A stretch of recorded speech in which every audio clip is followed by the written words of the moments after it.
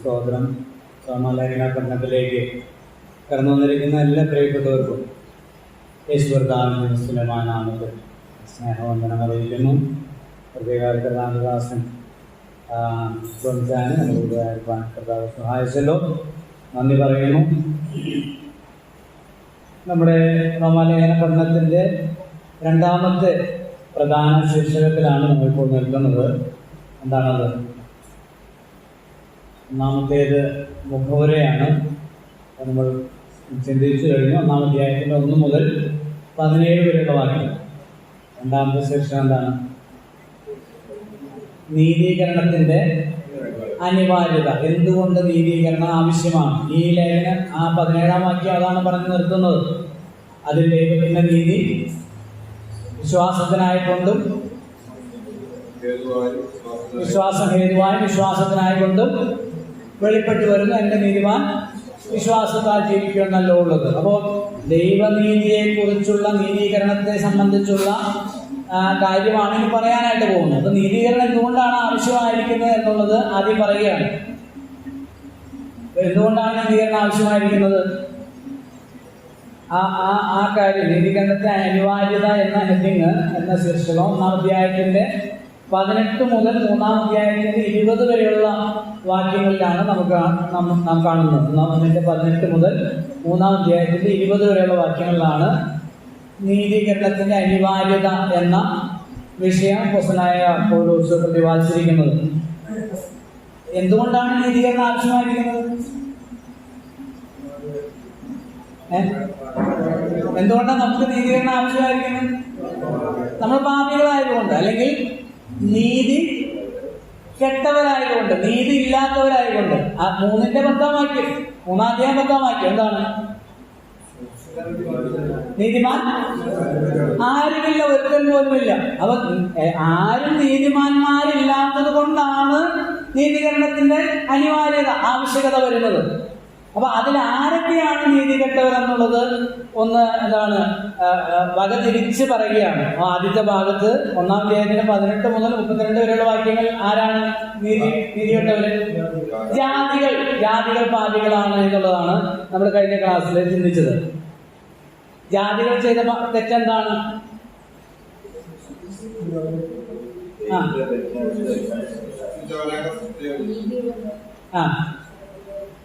അനീതി കൊണ്ട് സത്യത്തെ തടുത്തു.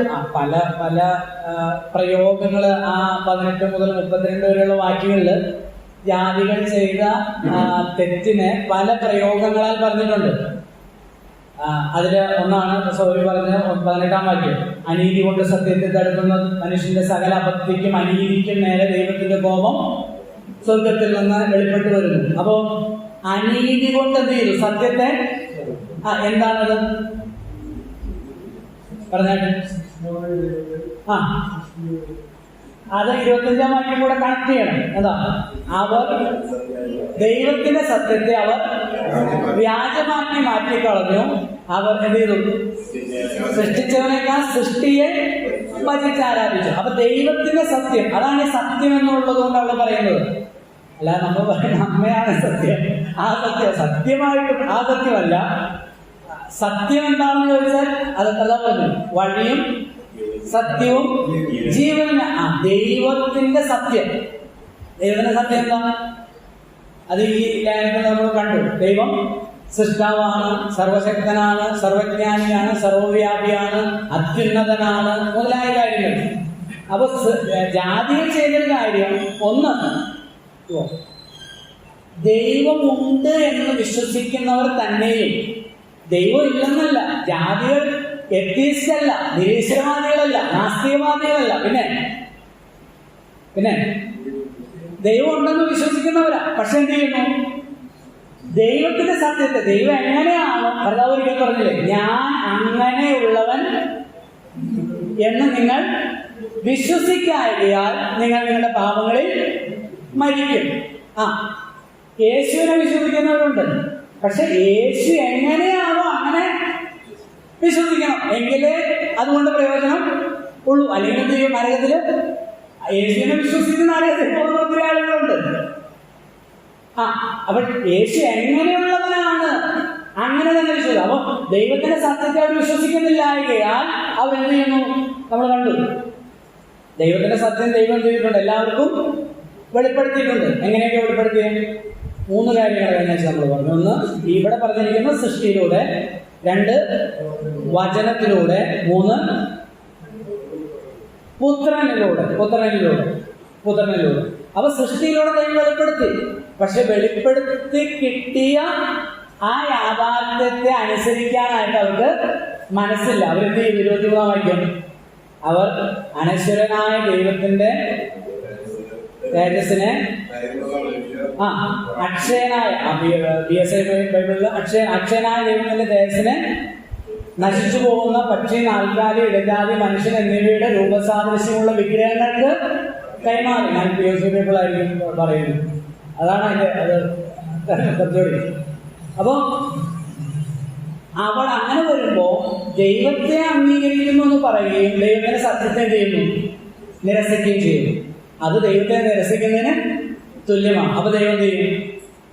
അപ്പൊ അത് 18-ാം വാക്യം, അനീതി കൊണ്ട് സത്യത്തെ തടുക്കുന്ന മനുഷ്യന്റെ സകല അഭക്തിക്കും അനീതിക്കും എതിരെ ദൈവത്തിന്റെ കോപം സ്വർഗത്തിൽ നിന്ന്. അപ്പൊ ഇങ്ങനെ ദൈവത്തിന്റെ സത്യത്തെ ത്യജിക്കുമ്പോൾ ദൈവം നൽകുന്ന ശിക്ഷ എന്താണ്? അതാണ് 24-ാം വാക്യം, 26-ാം വാക്യം, 28-ാം വാക്യം. 24-ാം വാക്യം, അതുകൊണ്ട് ദൈവം അവരെ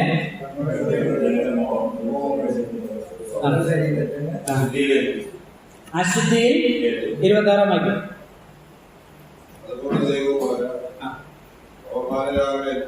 അവമാനരാഗങ്ങളിൽ ഏൽപ്പിച്ചു. അവ അശുദ്ധി, തിന്മ ചെയ്യുന്നത് എന്തുകൊണ്ടാണ്? അതിന്റെ തത്വം കഴിഞ്ഞ ആഴ്ച നമ്മൾ പറഞ്ഞു.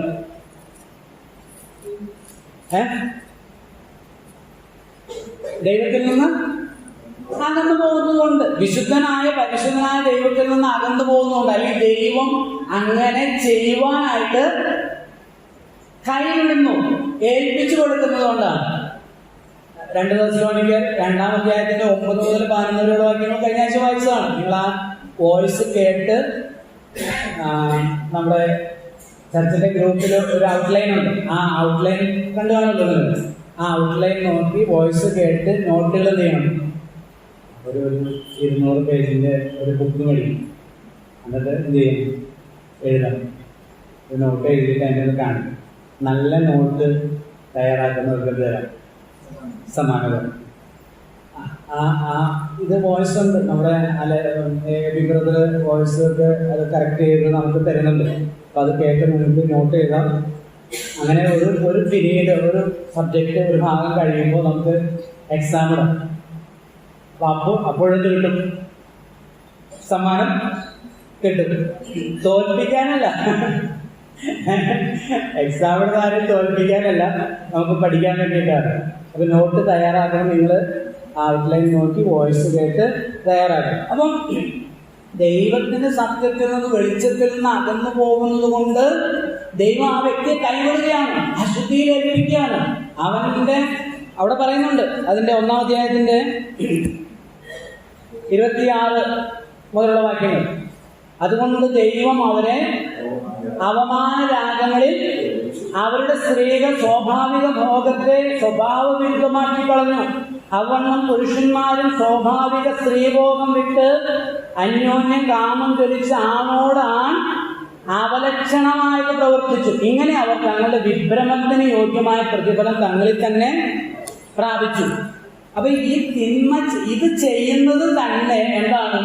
ദൈവം കൊടുക്കുന്ന ഒരു ശിക്ഷയാണ്. ഇപ്പൊ പല ആളുകൾ ചിന്തിക്കുന്നത്, ഇപ്പം അത് കർത്താവ് പറഞ്ഞിട്ടല്ലോ, പാപം ചെയ്യുന്നവൻ പാപത്തിന്റെ എൻ്റെ ഇഷ്ടമാണ്, ഞാൻ പണിയെടുത്തുണ്ടാക്കുന്ന പണമാണ്, ഞാൻ കുടിക്കും, ഞാൻ എൻ്റെ ഭാര്യ കുടിക്കും, ഞാൻ എനിക്ക് ഇഷ്ടം പോലെ ചെയ്യും. അത് ഇഷ്ടത്തിന് ചെയ്യുന്നതല്ല, പിന്നെ അതൊരു ശിക്ഷയാണ്. ദൈവത്തിന്റെ സത്യത്തെ, വിശുദ്ധനായ ദൈവത്തെ, വെളിച്ചത്തെ സ്വീകരിക്കാൻ മനസ്സില്ലാത്തത് കൊണ്ട് ദൈവം കൈവിട്ട ആളുകൾ ഇങ്ങനെയുള്ള തിന്മകൾ ചെയ്യുകയാണ്. അതൊരു പ്രാഥമികമായ ഒരു ശിക്ഷയാണത്. അങ്ങനെ എഴുതിയിരിക്കുന്നത്. അപ്പം ഇതിനെക്കുറിച്ച് 2 വാക്ക് ഒന്ന് പറഞ്ഞിട്ട് മുന്നോട്ട് പോകും. കാരണം അത് പറയാൻ ആവശ്യമുണ്ട്. ഞാൻ കഴിഞ്ഞ ആഴ്ച ഒടുവിലേക്ക് വന്നപ്പോൾ സമയം കിട്ടാത്തതുകൊണ്ട് ഈ ഹോമോസെക്ഷുവാലിറ്റിയെ കുറിച്ചാണ് ഇവിടെ 26-27 വാക്യങ്ങൾ പറഞ്ഞിരിക്കുന്നത് അല്ലേ. ഹോമോസെക്ഷുവാലിറ്റിയെ കുറിച്ച് വളരെയധികം അപകടകരമായിട്ടുള്ള നിലയിൽ അതിങ്ങനെ പെരുകിക്കൊണ്ടിരിക്കുന്ന ഒരു കാലഘട്ടത്തിലാണ് നമ്മൾ ജീവിക്കുന്നത്. ഇന്നത്തെ വാർത്ത നിങ്ങൾ എത്ര പേര് വാർത്തകൾ നന്നായിട്ട് ശ്രദ്ധിക്കുമ്പോൾ എന്ന് എനിക്കറിഞ്ഞൂടാ. ന്യൂയോർക്ക് സിറ്റിയിൽ LGBTQ ഒരു സ്തൂപം സ്ഥാപിച്ച് അതിൽ ഒരു കൊടി ഉയർത്തിയിരുന്നു ന്യൂയോർക്ക് സിറ്റിയിൽ. ട്രംപ് അത് ഓർഡർ കൊടുത്ത് അത് അവിടെ നിന്ന് നീക്കം ചെയ്തു. ഇന്ന് രാവിലെ അമേരിക്കയിലെ ന്യൂയോർക്ക് സിറ്റിയിൽ ആ സ്തൂപം വീണ്ടും പണിത് അതിന്മേൽ കൊടി നാട്ടി.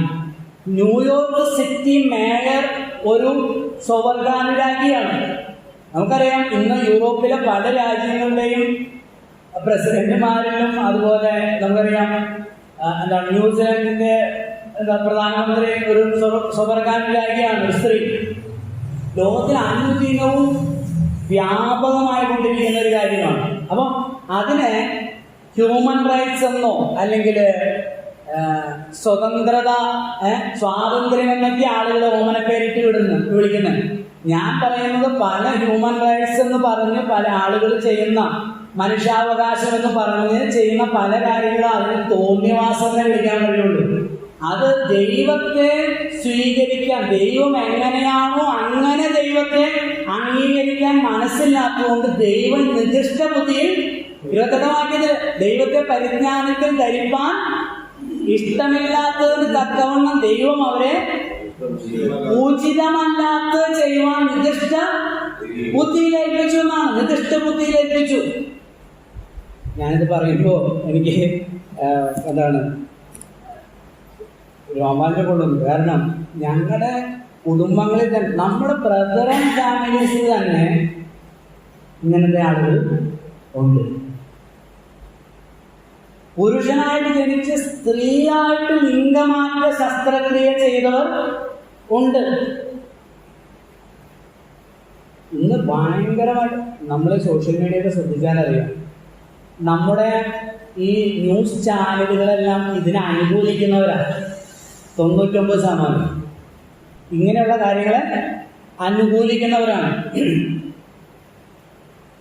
ഈ ഞാൻ കഴിഞ്ഞ വർഷമാണ് കഴിഞ്ഞിട്ട് 9 വർഷമാണ് ഒരു സൂക്ഷിച്ച് ഇങ്ങനെ ഭക്ഷണമൊക്കെ കഴിഞ്ഞ് ഇങ്ങനെ സോഫയിൽ ഇരുന്ന് ന്യൂസ് കാണുകയാണ്. ഏഷ്യാനെറ്റ് ന്യൂസ് കണ്ടുകൊണ്ടിരുന്നപ്പോൾ അത് പെട്ടെന്ന് ഇങ്ങനെ എഴുതി കാണിച്ചു. നമ്മൾ ശ്രദ്ധിക്കാത്ത കാര്യങ്ങളാണെങ്കിലും ഇങ്ങനെ ഞാൻ ന്യൂസ് ഒന്നായിട്ട് കേൾക്കുന്ന ഒരാളാണ്. ഈ വർഷത്തെ മികച്ച ചലച്ചിത്രത്തിനുള്ള അവാർഡ്, അപ്പോൾ അത് 2024 ആ ചിത്രത്തിനാണെന്ന് തോന്നുന്നു. അത് പേരെനിക്ക് കാതൽ അങ്ങനെ ഒരു വേണോ മമ്മൂട്ടി അഭിനയിച്ചതാണ്. അപ്പോൾ ആ കാതലാണെന്ന് എനിക്ക് തോന്നുന്നു, പേര് കറക്റ്റ് എനിക്ക് ഓർമ്മയില്ല. പക്ഷെ അത് അടുത്ത ദിവസം അതിനെതിരെ KCBC കേരള കത്തോലിക്ക സഭയുടെ കൗൺസിൽ KCBC അതിനെതിരെ ഒരു പ്രസ്താവന. അപ്പൊ ഞാനിത് ശ്രദ്ധിച്ചപ്പോൾ മനസ്സിലായത് ഈ കാതൽ എന്ന് പറയുന്ന സിനിമ പ്രൊമോട്ട് ചെയ്യുന്നതിന് ഹോമോസെക്ഷുവാലിറ്റിയെ പ്രൊമോട്ട് ചെയ്യുന്ന ഒരു ചിത്രത്തിനാണ് കേരള ഗവൺമെന്റ് ഇടതുപക്ഷം എന്ത് കൊടുത്തത്, അതിന് അവാർഡ് കൊടുത്തു ഏറ്റവും മികച്ച ചിത്രത്തിന്.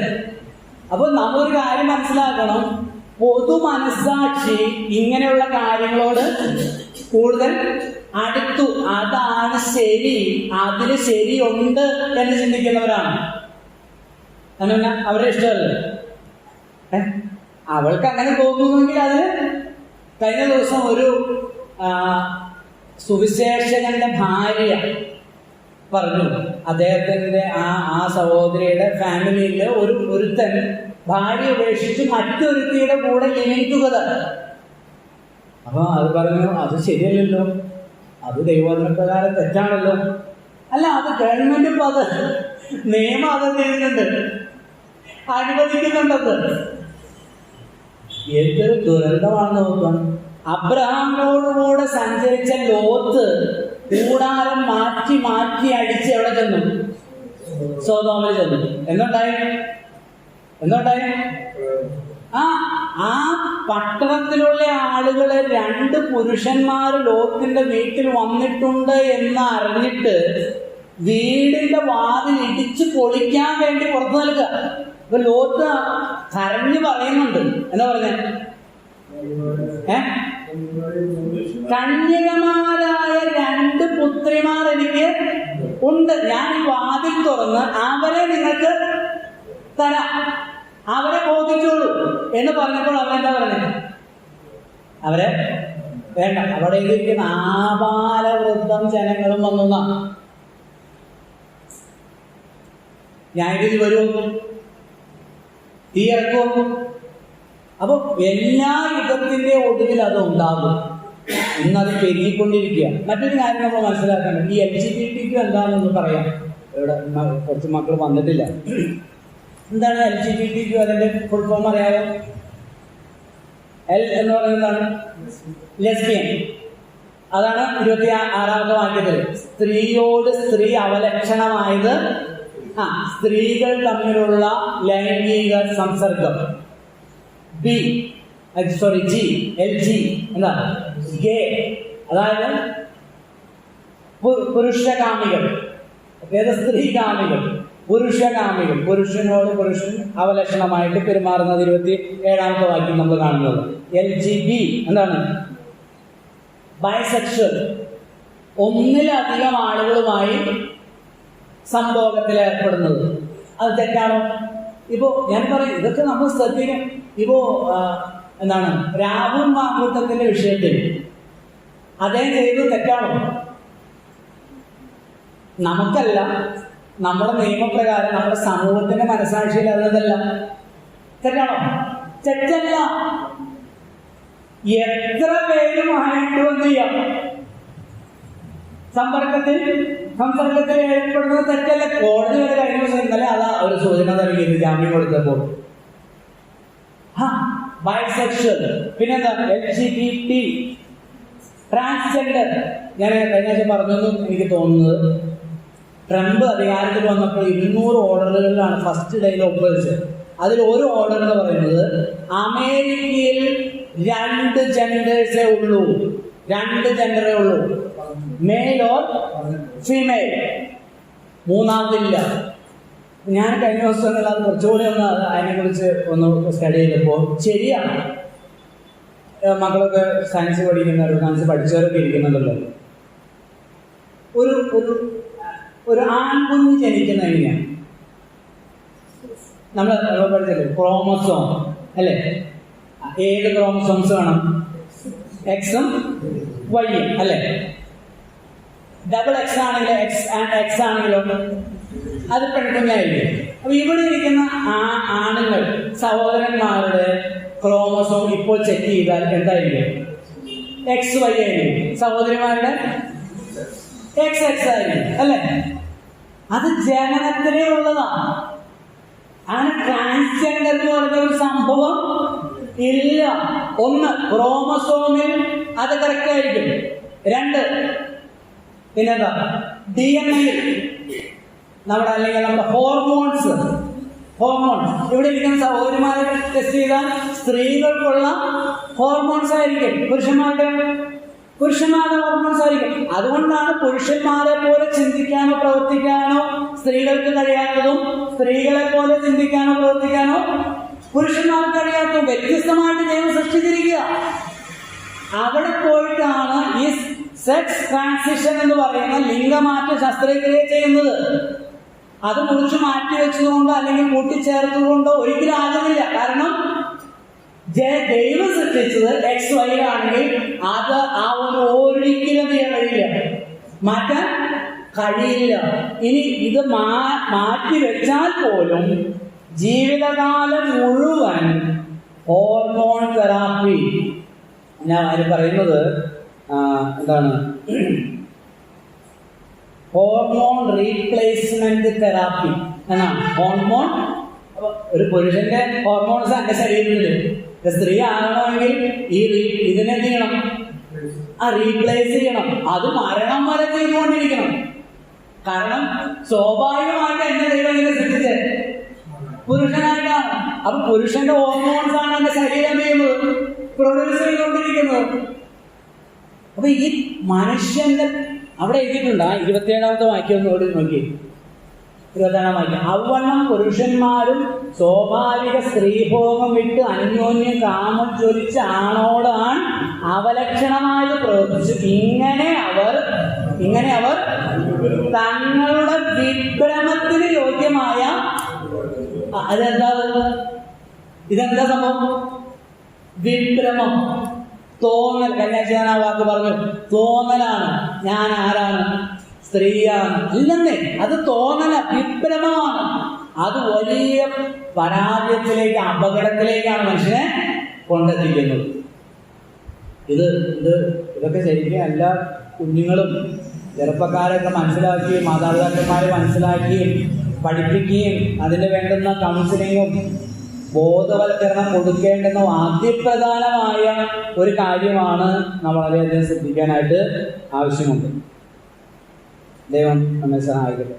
അപ്പോൾ അതിൻ്റെ 28 മുതലുള്ള വാക്യങ്ങൾ വായിച്ച് ആ ഭാഗം നമ്മൾ അവസാനിപ്പിക്കുകയാണ്. ദൈവത്തെ പരിജ്ഞാനത്തിൽ ധരിപ്പാൻ ഇഷ്ടമില്ലാത്തതിന് തക്കവണ്ണം ദൈവം അവരെ കുറച്ച് വാക്യങ്ങളൊക്കെ പഠിക്കണം. ആ 24, 26, 28 വാക്യങ്ങളൊക്കെ ഒന്ന് ഇങ്ങനെ ആവർത്തിച്ച് പറഞ്ഞാൽ മതി. ഞങ്ങളൊരു എന്താ പറയുക, ഒരു കഷ്ണം പേപ്പറിൽ എഴുതി അല്ലെങ്കിൽ മൊബൈലിൽ ഞാൻ വെച്ചിട്ട് ഇടയ്ക്കൊന്ന് ഓർമ്മിപ്പിച്ചാൽ നമ്മുടെ കാളിക്കോട് സഭയിലെ ഒരു സഹോദരിയാണ്. അപ്പോൾ ആ ആൻറ്റി ഒരു മോനുണ്ട്, 2 പെൺമക്കളും ഒരു മകനും. ആ മോനിതിരി ബുദ്ധിക്ക് ഇത്തിരി കുറവുള്ള മോനാണ്. അതിന് സ്കൂളിലൊന്നും കിട്ടില്ല.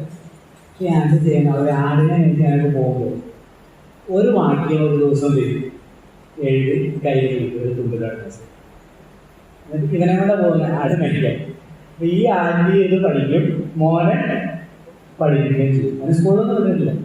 ആ കൊച്ചുണ്ടല്ലോ, എഫേസ്യ ലേഖനം, യോഹന്നാന്റെ ലേഖനം, യൂദയുടെ ലേഖനം ഒക്കെ കാണാതെ വന്നു.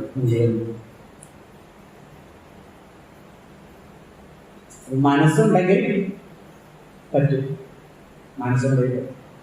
അപ്പോൾ കുറച്ച് വാക്യങ്ങൾ തീർച്ചയായിട്ടും 17-ാം വാക്യം, 24-ാം വാക്യം, 26-ാം വാക്യം, 28-ാം വാക്യം എല്ലാം ഓർത്തു വെച്ചാൽ നന്നായി. ദൈവത്തെ പരിജ്ഞാനത്തിൽ ധരിപ്പാൻ ഇഷ്ടമില്ലാത്തതിന് തക്കവണ്ണം ദൈവം അവരെ ഉചിതമല്ലാത്ത ചെയ്യുവാൻ നികഷ്ട ബുദ്ധിയിൽ ഏൽപ്പിച്ചു.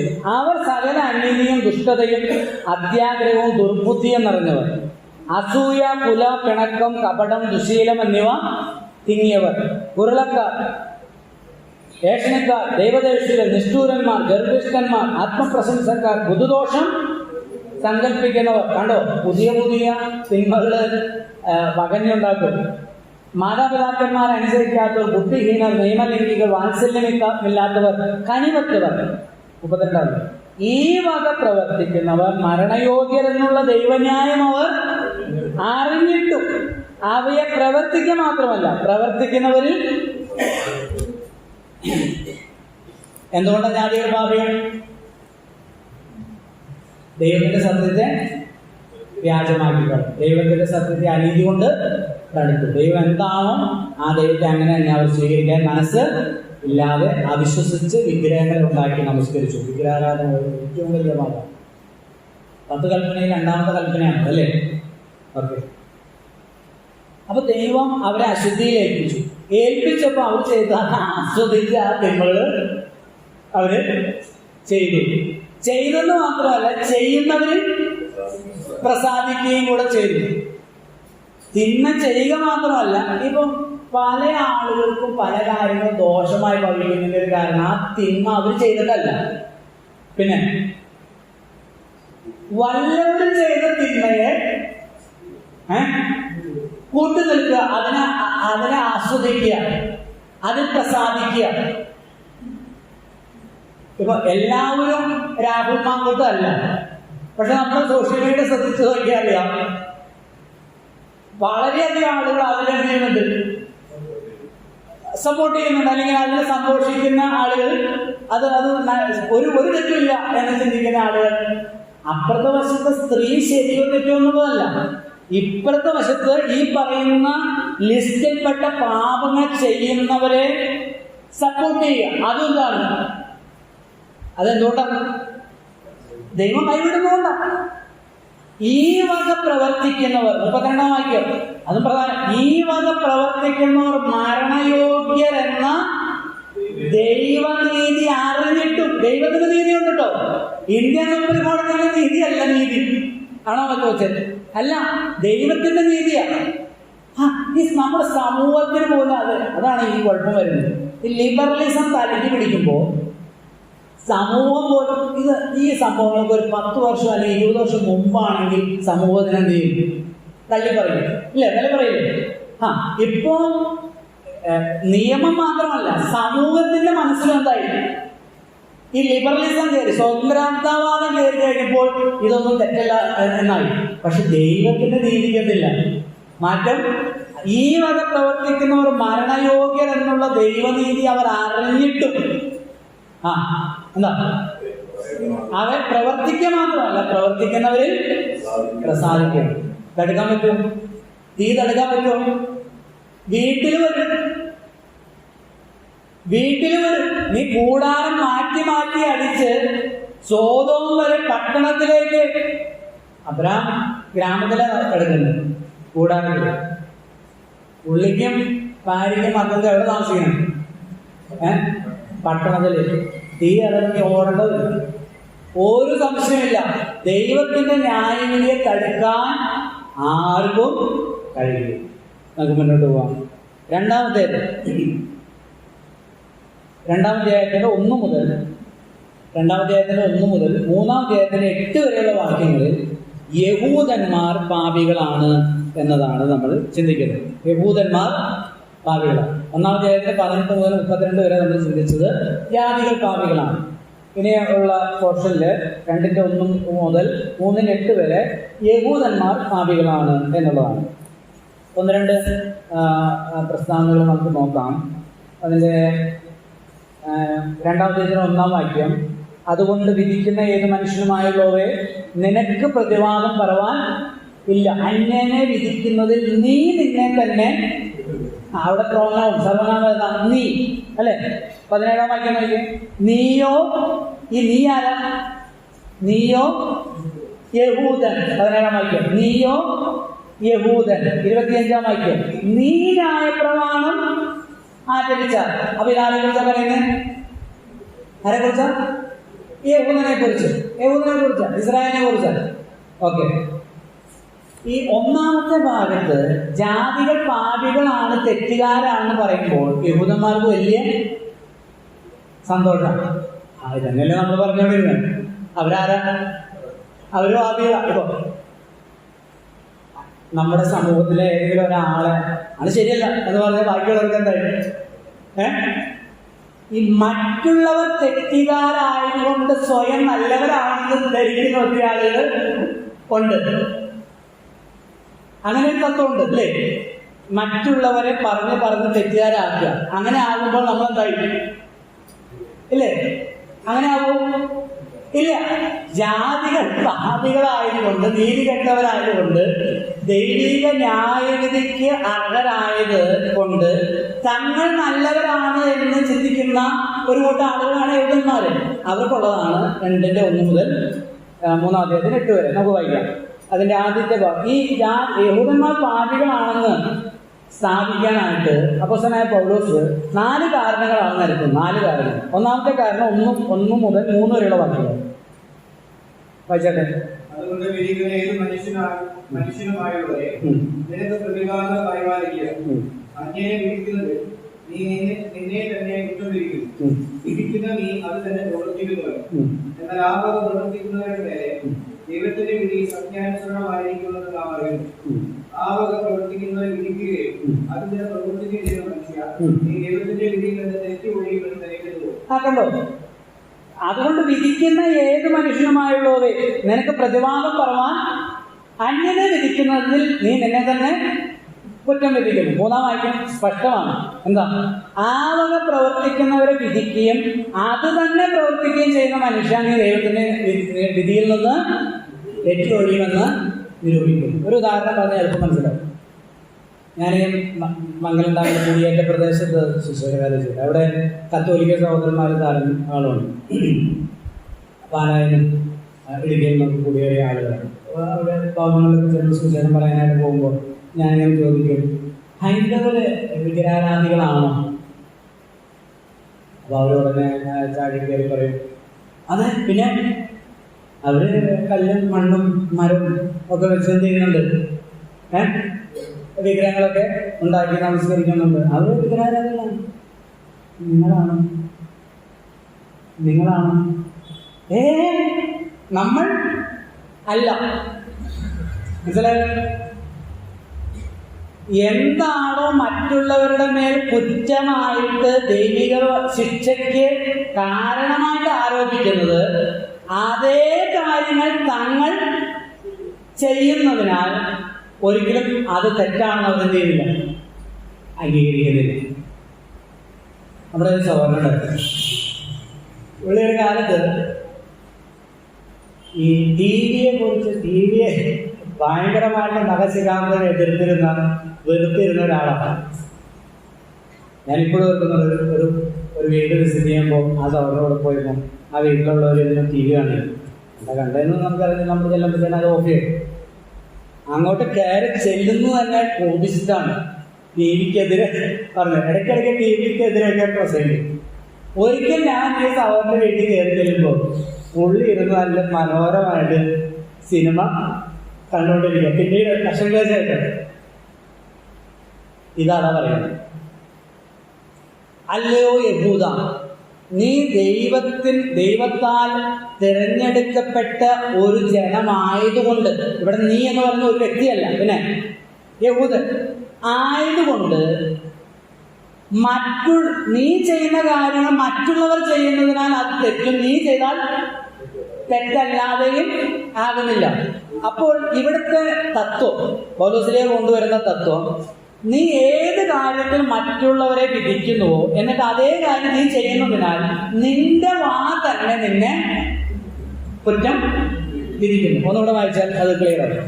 1 മുതൽ വായിച്ചു. അതുകൊണ്ട് വിധിക്കുന്ന ഏത് മനുഷ്യനുമായുള്ളവരെ നിനക്ക് പ്രതിവാദം പറവാനില്ല. അന്യനെ വിധിക്കുന്നതിൽ നീ നിന്നെ തന്നെ അപ്പൊ അന്യനെ വിധിച്ചല്ലോ. നീ കുറ്റക്കാരനാണ്, ഇന്ന കാര്യങ്ങൾ ചെയ്തുകൊണ്ട് നിങ്ങൾ ദൈവത്തിന്റെ ശിക്ഷാവിധിക്ക് യോഗ്യരാണ്, നിങ്ങൾ പാപികളാണെന്ന് പറഞ്ഞ അതേ കാര്യങ്ങൾ ആര് ചെയ്യുന്നുണ്ട്?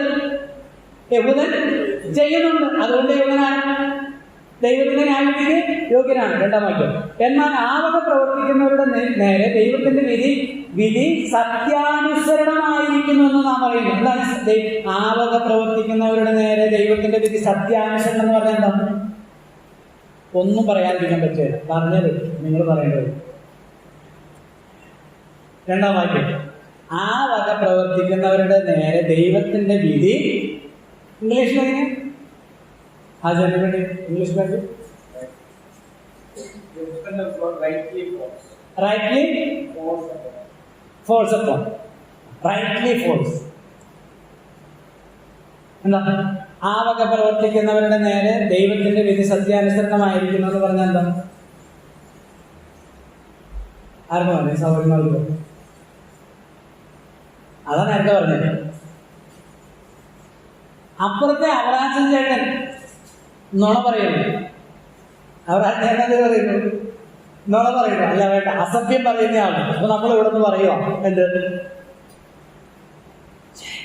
മോശം, അയാൾ എന്തൊക്കെയാ വിളിച്ച് പറയുന്നത്? അയാളുടെ തലയിൽ ഇടുത്തി വീഴും.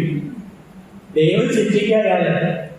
കുറച്ച് നാൾ കഴിയുമ്പോ ഭാര്യ ഭർത്താവായിട്ട് പണങ്ങി, അല്ലെങ്കിൽ ആരെങ്കിലുമായിട്ട് പണങ്ങിയിട്ട് കോപം കൊണ്ട് കാണുന്നത് പറയും, കാലിന്റെ അടിയിൽ നിന്ന് എനിക്ക് പെരുത്ത് കയറി. കാലിന്റെ അടിയിൽ നിന്ന് കോപം കയറിയപ്പോൾ നമ്മൾ വിളിച്ചു പറഞ്ഞു.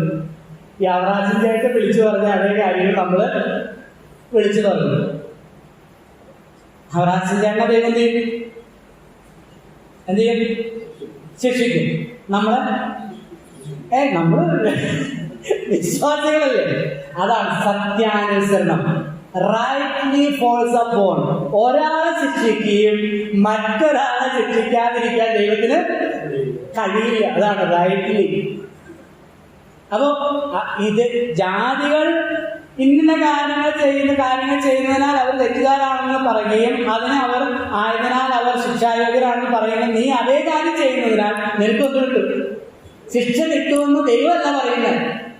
നീ നിന്നെ തന്നെ നിന്റെ വായ എന്നെ എന്ത് ചെയ്യുന്നുണ്ട്? കുറ്റം വിധിക്കുന്നുണ്ട്. മൂന്നാമത്തെ വാക്യം. ആ വക പ്രവർത്തിക്കുന്നവർ വിധിക്കുകയും അത് തന്നെ പ്രവർത്തിക്കുകയും ചെയ്യുന്ന മനുഷ്യ, നീ ദൈവത്തിന്റെ വിധിയിൽ നിന്ന് തെറ്റി ഒഴിയുമെന്ന് നിനക്കുന്നു. ഓക്കെ, അപ്പോ യഹൂദന്മാരുടെ പ്രസ്താവന തന്നെ അവർ തെറ്റുകാരാണ്, പാപികളാണ് എന്നും ദൈവത്തിന്റെ നീതി അവർക്ക് അനിവാര്യമാണ്, ആവശ്യമാണ് എന്ന് വെളിപ്പെടുത്തുകയും ചെയ്യും. രണ്ടാമത്തേത്, ഇവര് പാപികളാണ് അല്ലെങ്കിൽ തെറ്റുകാരാണെന്ന് തെളിയിക്കാനായിട്ട് അപ്പോസ്തലനായ പൗലോസ് കൊണ്ടുവരുന്ന രണ്ടാമത്തെ കാര്യം ദൈവത്തിന്റെ അനുഗ്രഹങ്ങൾ. ദൈവത്തിന്റെ അനുഗ്രഹങ്ങൾ, അതിന്റെ 4 മുതലുള്ള വാക്യങ്ങൾ നമുക്ക് താഴേക്ക് വായിക്കാം. 11 വരെയുള്ള വാക്യം. അല്ല, ദൈവത്തിന്റെ ദയ നിന്നെ മാനസാന്തരത്തിലേക്ക് നടത്തുന്നുവെന്ന് അറിയാതെ നീ അവന്റെ ദയ, ക്ഷമ, ദീർഘക്ഷാമി എന്നിവയുടെ ഐശ്വര്യം നിരസിക്കുന്നു. എന്നാൽ നിന്റെ കാഠിന്യത്താലും അനുതാപമില്ലാത്ത ഹൃദയത്താലും നീ ദൈവത്തിന്റെ നീതിയുള്ള വിധി വെളിപ്പെടുന്ന കോപ ദിവസത്തേക്ക് നിനക്ക് തന്നെ കോപം തടവിച്ചു വയ്ക്കും. അവൻ അവനവന്റെ പ്രവൃത്തിക്ക് തക്ക പകരം ചെയ്യും. നല്ല പ്രവൃത്തിക്ക് വേണ്ട സ്ഥിരത കൊണ്ട് തേജസ്സും മാനവും അക്ഷയതയും അനുഭവിക്കുന്നവർക്ക് വിദ്യജീവനും, സാക്ഷ്യം കൊണ്ട് സത്യമനുസരിക്കാതെ നീതി അനുസരിക്കുന്നവർക്ക് കോപവും ക്രോധവും കൊടുക്കും. തിന്മ പ്രവൃത്തിയിൽ ഏതു മനുഷ്യാത്മാവും നഷ്ടവും സങ്കടവും ആവി എപ്പോഴും പിന്നെ യവനും വരും. നന്മ പ്രവൃത്തിയിൽ ഏവനും മഹത്വവും മാനവും സമാധാനവും ആദ്യ വിഭൂഷണം പിന്നെ യവനും ലഭിക്കും. ദൈവത്തിന്റെ പക്കൽ ഉപപക്ഷം ഇല്ലെന്ന്. ഈ യഹൂദനൊരു ചിന്ത എല്ലാ കാലത്തും, അന്നും ഇന്നും എല്ലാ കാലത്തും ഉള്ള ഒരു ചിന്ത എന്താണെന്ന് വെച്ചാല്, ഞങ്ങള് ദൈവത്താൽ തിരഞ്ഞെടുക്കപ്പെട്ട ജനമാണ്, ദൈവം ഞങ്ങളെ അനുഗ്രഹിച്ചു. ദൈവം ഞങ്ങളെ അനുഗ്രഹിച്ചു. അപ്പോൾ ദൈവം ഞങ്ങളെ അനുഗ്രഹിച്ചുകൊണ്ട് ഞങ്ങൾ മറ്റുള്ളവരെക്കാൾ നല്ലവര്. ഈ ഒരു ചിന്ത, ഈ ഒരു തത്വം, ഒരു പോളിസി ആളുകളുടെ മനസ്സിൽ പൊതുവെ ഉണ്ട്. ഏത്? മറ്റുള്ളവരെക്കാൾ ഭൗതികമായ നന്മകൾ ഉള്ളതിനാൽ അവരെക്കാളൊക്കെ നമ്മൾ ബെറ്ററാണ്, നല്ലവരാണ് എന്നുള്ളത്. അപ്പൊ ആ കാര്യം, ആ ഒരു ചിന്ത തെറ്റാണെന്നിവിടെ സ്ഥാപിക്കുകയാണ് ചെയ്യുന്നത്. ദൈവത്താൽ അനുഗ്രഹിക്കപ്പെട്ടവരാണ് എന്നുള്ളത് നിങ്ങൾ പാപികളല്ല എന്നുള്ളതിന്റെ സർട്ടിഫിക്കറ്റ് അല്ല. ദൈവത്താൽ തിരഞ്ഞെടുക്കപ്പെട്ട ഒരു ജനതയാണ് എന്നുള്ളതും ദൈവത്താൽ അനുഗ്രഹിക്കപ്പെട്ടവരാണ്, അല്ലെങ്കിൽ ദൈവം മറ്റുള്ളവർക്ക് കൊടുത്തതിനേക്കാൾ അനുഗ്രഹീതമായ ഒരു സ്ഥലവും അല്ലെങ്കിൽ കൂടുതൽ ബുദ്ധിയും അറിവും എല്ലാം നിങ്ങൾക്ക് തന്നു എന്നുള്ളത് നിങ്ങൾ പാപികളല്ല എന്നുള്ളതിന്റെ മുദ്രയൊന്നും അല്ല, അതിന്റെ സർട്ടിഫിക്കറ്റ് ഒന്നും അല്ല. അതാണ് ഈ ഭാഗത്ത് പറയുന്നത്. അപ്പോൾ കൂടുതൽ നന്മകൾ ലഭിക്കുന്നവർ എന്ത് ചെയ്യണമെന്നും ഈ ഭാഗത്ത് പറയും 4-5 വാക്യങ്ങൾ. അല്ല, ദൈവത്തിന്റെ ദയ നിന്നെ മാനസാന്തരത്തിലേക്ക് നടത്തുന്നു എന്നറിയാതെ നീ അവന്റെ ദയ, ക്ഷമ, ദീർഘക്ഷാന്തി എന്നിവയുടെ ഐശ്വര്യം നിരസിക്കുന്നുവോ? എന്നാൽ നിന്റെ കാഠിന്യത്താലും അനുതാപമില്ലാത്ത ഹൃദയത്താലും നീ ദൈവത്തിന്റെ നീതിയുള്ള വിധി വെളിപ്പെടുന്ന കോപ ദിവസത്തേക്ക് നിനക്ക് തന്നെ കോപം ചരടിച്ചു വയ്ക്കുന്നു. അവൻ ഓരോരുത്തരും അവനവന്റെ പ്രവൃത്തിക്ക് തക്ക പകരം ചെയ്യും. ഇത് രക്ഷയുമായി ബന്ധപ്പെട്ട കാര്യമല്ല. ഇവിടെ പ്രവൃത്തിക്ക് തക്ക ഫലം എന്ന് പറയുന്നത് ഈ ലോകത്തിൽ ജീവിക്കുമ്പോഴുള്ള പൊതുവായിട്ടൊരു തത്വമാണ്, പൊതുതത്വം. ദൈവം എല്ലാവർക്കും എന്താ സംഘത്തിന് എന്താ പറയുന്നത്? യഹോവ എല്ലാവർക്കും നല്ലവൻ. ഞാൻ സൂചന പറയാനായിട്ട് പോയപ്പോ പലപ്പോഴും കേട്ടില്ല, എന്റെ ബ്രദറെ, ദൈവം ഞങ്ങളെ, പാസ്റ്ററെ, സാറ്, ദൈവം ഞങ്ങളെ അനുഗ്രഹിച്ചു. ദൈവം നമ്മുടെ കൂടെ ഇല്ലെങ്കിൽ നമ്മളിതൊക്കെ പറയുക മനുഷ്യൻ ഭാവിയാണ്, പാപത്തിനൊരു ശിക്ഷയുണ്ട്, ദൈവത്തിന്റെ നീതിയാണ് നമുക്ക് ആവശ്യം, ആ നീതികരണം ഇങ്ങനെയാണ് കിട്ടുന്നത് എന്നൊക്കെ പറയുമ്പോൾ നമുക്കൊന്നും ആവശ്യമില്ല ബ്രദറെ. ദൈവം നമ്മുടെ ആവശ്യമില്ലെന്ന് മുഖത്തൊരു പറയുന്നില്ല, അതിന് പകരം പറയുന്നതാണ് ദൈവം നമ്മുടെ കൂടെ ഇല്ലായിരുന്നെങ്കിൽ ഞങ്ങൾ എങ്ങനെ കഴിഞ്ഞവരാണെന്ന് അറിയാമോ? ദൈവം ഞങ്ങളെന്നെ ചെയ്തു, അനുഗ്രഹിച്ചു. അയ്യോ, കഥാവ് പറഞ്ഞു, അവന് ദുഷ്ടന്മാരുടെ മേലും നീതിമാന്മാരുടെ മേലും തന്റെ സൂര്യനെ ഒളിപ്പിക്കുകയും മഴ പെയ്യുകയും ചെയ്യുന്നു. എല്ലാവർക്കും നല്ലവൻ. നിന്റെ പറമ്പിലും ഒരു കിണർ കൊഴിക്കുമ്പോൾ വെള്ളം കിട്ടുന്നത് നല്ലവനായതുകൊണ്ടൊന്നല്ല, ദൈവം എല്ലാവരോടും എന്ത് കാണിക്കുന്നു? കണ്ണ് കാണിക്കും. ഇനി മറ്റൊരു കാര്യം അവിടെ പൊതു തത്വമായിട്ട് പറഞ്ഞിട്ടുണ്ട്. അതാണ് 9, 10 വാക്യങ്ങൾ. ഈ പോർഷനിലെ ഒരു പ്രധാനപ്പെട്ട ഒരു തത്വമാണ്. എന്താണത്? തിന്മ പ്രവർത്തിക്കുന്ന ഏത് മനുഷ്യാത്മാവിനും കഷ്ടവും സങ്കടവും ആദ്യം യഹൂദനും പിന്നെ 10-ാം വാക്യം, നന്മ പ്രവർത്തിക്കുന്ന ഏവനും മഹത്വവും മാനവും സമാധാനവും ആദ്യ യഹൂദനും പിന്നെ ഏവനും വരുന്നു. 11-ാം വാക്യം, ദൈവത്തിന്റെ പക്കൽ കാശ് കൂടുതലുണ്ടായത്, നല്ല ജോലി കിട്ടും, നല്ല വിദ്യാഭ്യാസം കിട്ടിയതൊന്നും നല്ലവരായതുകൊണ്ട് ആണോ? അതിന് പൊതു തത്വം. അത് വിശ്വാസികൾക്ക് കൊടുക്കുകയും അവിശ്വാസികൾക്ക് കൊടുക്കാതിരിക്കുകയും ചെയ്യുന്നുണ്ടോ? ഇല്ല. ആദ്യം ആർക്ക് കിട്ടും? ആദ്യം യഹൂദൻ, പിന്നെ അവനും കിട്ടും. തിന്മ പ്രവർത്തിക്കുന്ന ഏത് മനുഷ്യാത്മാവിന്റെ കഷ്ടവും സങ്കടവും ആദ്യം യഹൂദന്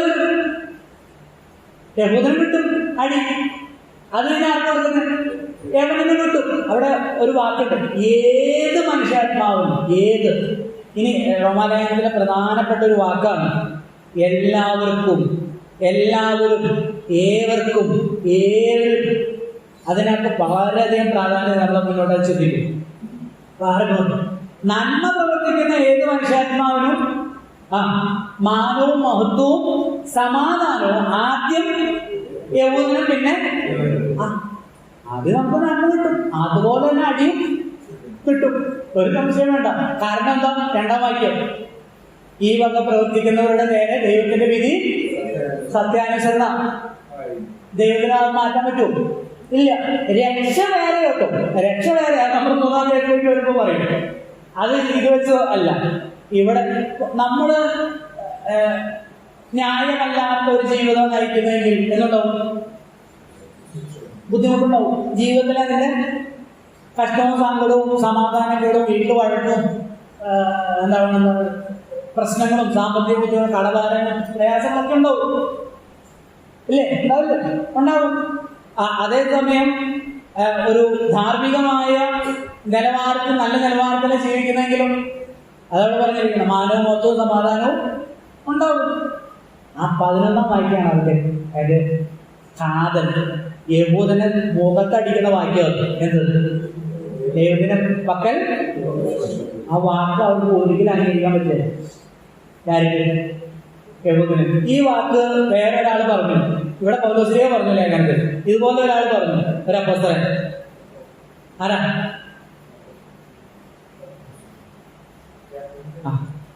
പത്രോസ്. എവിടെ പറഞ്ഞു?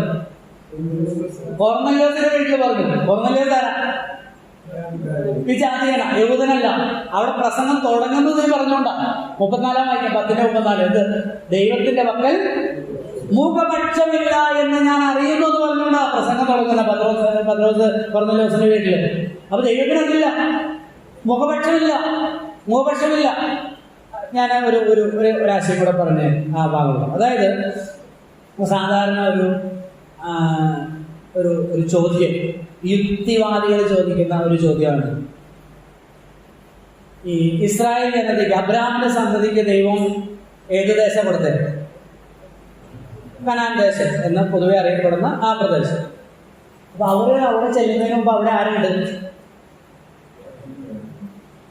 നമ്മളെ ആവർത്തന സംഖ്യാപുസ്തകം വായിക്കുമ്പോൾ അതിന് എന്താ പറയുന്ന 7 മഹാജാതികളെ പറയുന്നത്. 7 മഹാജാതികളുണ്ട്. 7 മഹാജാതികൾ. അപ്പൊ അവരെ അവിടെ നിന്ന് നീക്കിയിട്ടാണ് ഇവരെ അവിടെ ചെയ്യുന്നത്, കുടിയിരുത്തുന്നത്, അല്ലെങ്കിൽ ഇവരെ അവിടെ പ്രാർത്ഥിക്കുന്നത്. അപ്പൊ അത് ന്യായമാണോ?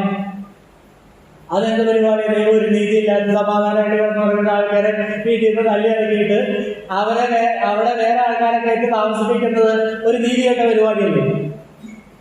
ആണല്ലോ.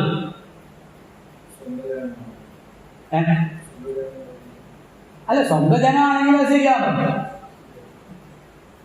ദൈവത്തിന്റെ സ്വന്തം ജനമാണ് ഇസ്രായേല്. അവരെ ഒരുത്തിന്റെ വീട്ടില് അല്ലെങ്കിൽ സമാധാനമായിട്ട് ജീവിക്കുന്ന ആളുകളുടെ പറമ്പിലേക്ക് അവരെ അവിടെ നിന്ന് ഇറക്കി വിട്ടിട്ട് വേറെ ആൾക്കാരെ കയറ്റി വയ്ക്കുന്നത് നീതിയാണോ? ന്യായമാണോ? പറയല. കാരണം ദൈവത്തെ തള്ളി പറയുന്ന പോലെ ആരും അതുകൊണ്ട് പറയല, മിണ്ടാതിരിക്കുക കഴിച്ചിട്ട്. പ്രത്യക്ഷത്തിൽ ന്യായമാണോ? അല്ലല്ലോ. അതന്നെ ഇനി ന്യായമാകുന്ന എങ്ങനെയാണ്? അപ്പൊ ദൈവം നീതികേട് ചെയ്യുമോ? ചെയ്യില്ല. അപ്പൊ അതെന്തുകൊണ്ട് അങ്ങനെ ചെയ്ത്?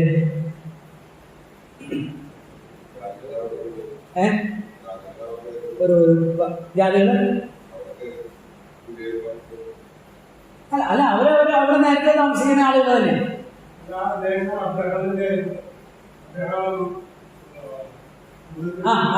അബ്രഹാമിന് വാഗ്ദത്തം ചെയ്തിട്ടുണ്ടായിരുന്നു. അബ്രഹാം അവിടെ കുറച്ചു കാലം താമസിച്ചിട്ടുണ്ടായിരുന്നു അല്ലെ. അബ്രഹാമിന്റെ സ്വന്തം നാടെന്ന് പറയുന്നത് എവിടെയാണ്? ഊർ, മെസപ്പൊത്തോമിയ ആണ്. ഇന്നത്തെ രാജ്യം മെസപ്പൊത്തോമിയ. അവിടെ നിന്ന് പരദേശിയായി വന്ന, സ്വദേശമല്ല, അന്യദേശത്ത് പരദേശിയായി പാർത്തതാണ്. പിന്നെ നിനക്കും നിന്റെ സന്തതിക്കും നീ ചവിട്ടുന്ന ദേശമൊക്കെ ഞാൻ അവകാശമായി കൊടുക്കുന്നുള്ള വാഗ്ദത്തം ഉണ്ടായിരുന്നു. അത് ശരിയാണ്. നമുക്കൊരു ഭാഗം വായിക്കാം. വായിച്ച അവസാനം ലേവ്യ പുസ്തകം 18-ാം അധ്യായം. ലേവ്യ പുസ്തകം 18-ാം അധ്യായത്തിന്റെ 24 മുതലുള്ള വാക്യങ്ങൾ നമുക്ക് പറയാം. ലേവ്യ പുസ്തകം 18-ാം അധ്യായത്തിന്റെ 24 മുതലുള്ള വാക്യം. നിങ്ങളെ തന്നെ അശുദ്ധരാകരുത്.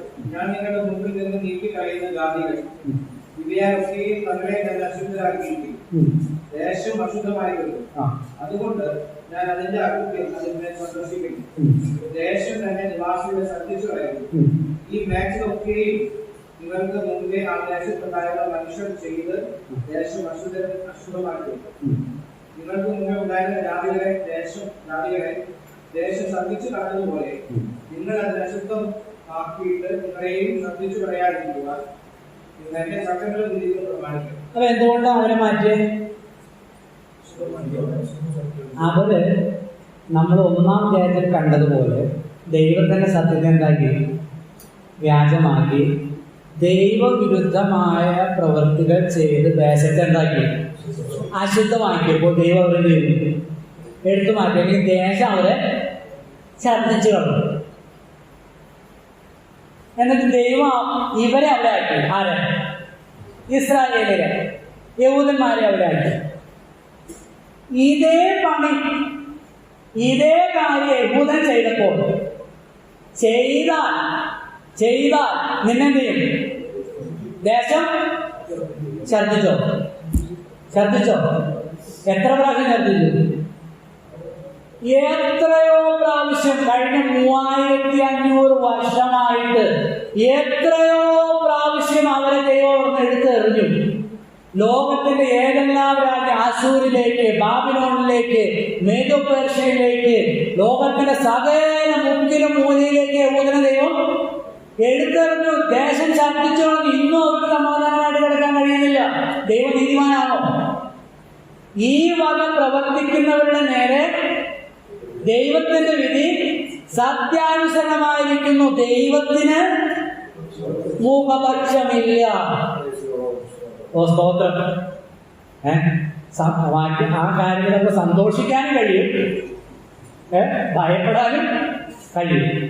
എന്താ സന്തോഷിക്കണ്ടേ? എൻ്റെ ദൈവം നീതിയുള്ള ന്യായമുള്ള ദൈവമാണ്. മുഖം നോക്കുന്നില്ല.